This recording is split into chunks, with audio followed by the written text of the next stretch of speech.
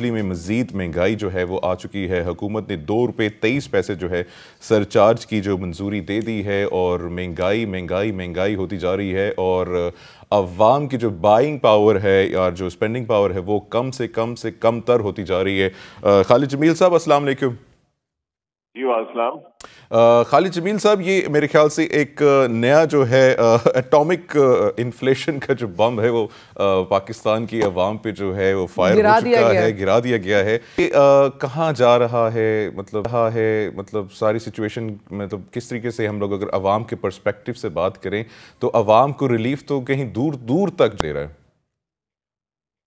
دیکھیے ابھی جو اگلا 1 سال ہے وہ بھی مہنگائی کا سال ہوگا اور یہ میں نہیں کہہ رہا بلکہ یہ اسٹیٹ بینک آف پاکستان اور گورنمنٹ خود جو ان کی رپورٹس ہیں وہ یہ کہہ رہی ہیں کہ اگلے صرف چند ماہ نہیں بلکہ اگلا ایک پورا سال پاکستان کی عوام کے اوپر بڑا بھاری رہے گا. اور اس میں جو مہنگائی کی شرح اس وقت جو 40% سے اوپر پہنچ چکی ہے اور اگر آپ اس کو ایئر ٹو ایئر دیکھیں تو وہ بھی آپ کی اس وقت 30% سے اوپر ہے انفلیشن. اور یہ پاکستان کی پچھلے 50 سال کی تاریخ میں اتنی زیادہ انفلیشن نہیں ہوئی تھی جتنی اس وقت ہو چکی ہے.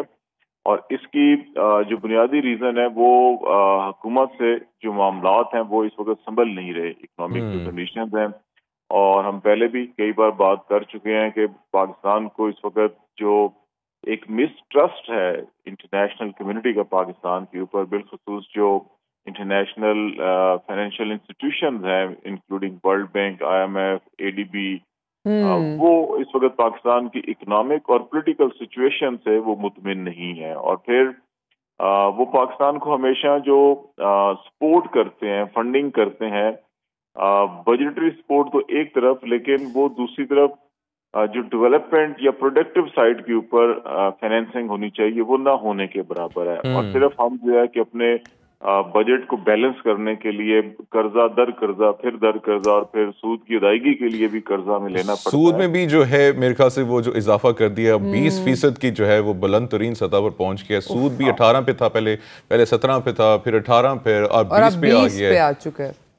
جی بالکل. یہ بھی اگر آپ دیکھ لیں تو اس وقت اس پورے ریجن کے اندر پاکستان کا جو پالیسی ریٹ ہے, انٹرسٹ ریٹ ہے, وہ سب سے زیادہ ہے.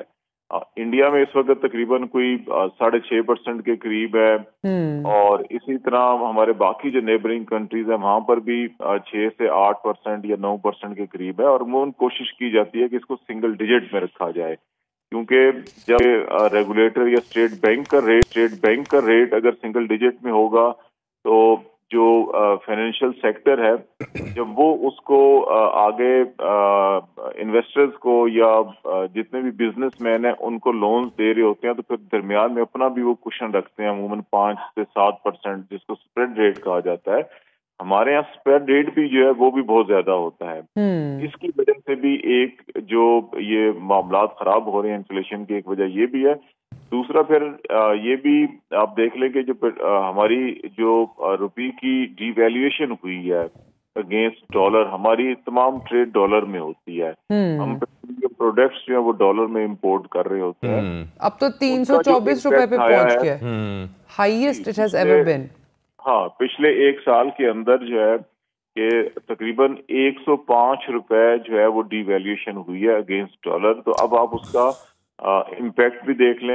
پیٹرولیم پروڈکٹس میں پھر یہ ہوتا ہے کہ آپ کی جتنی بھی اگر آپ انفلیشن کو بھی دیکھیں تو اس کے اندر ٹرانسپورٹیشن اور جو بیسک کوموڈیٹیز ہیں ان کی پرائسز. اچھا خالد صاحب لاسٹلی یہ بتائیے کہ جو یہ وزیر خزانہ کہتے ہیں کہ جو یہ معاشی تباہی کا ذمہ دار صرف اور صرف عمران خان ہے, کیا یہ سچ ہے؟ نہیں, میرا نہیں خیال کہ دیکھیں اب پاکستان کی اس کا ایک ہسٹوریکل پرسپیکٹو ہے. صرف یہ 3-4 سال کی گورنمنٹ کو آپ یہ کہیں جی پاکستان کے 70 سال کا یہ ذمہ دار ہے, تو ان کی 3-4 سال کی گورنمنٹ سے پہلے پچھلی 3 دہائیوں سے تو PMLN اور پیپلز پارٹی حکومت کر رہے ہیں نا.